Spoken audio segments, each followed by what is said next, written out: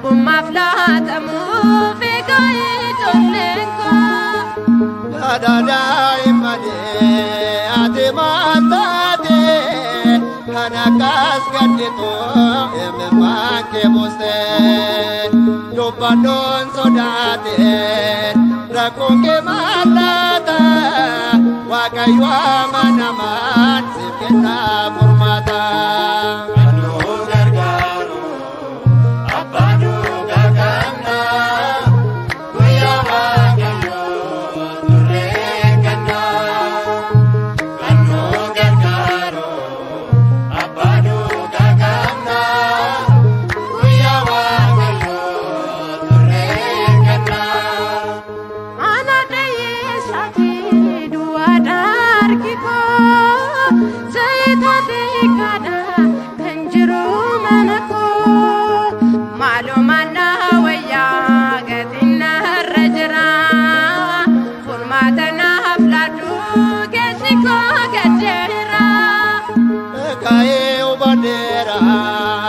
Argira kokese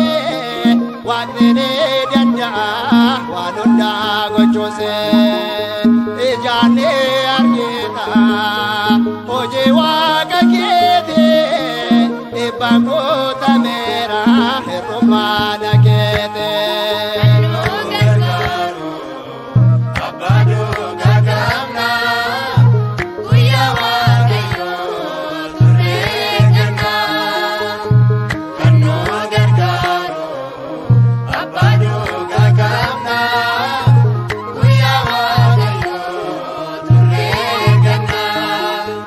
Isatina ponte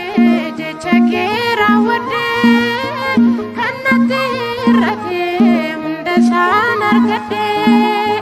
salbina flanane wagni kera wade idodi pokoti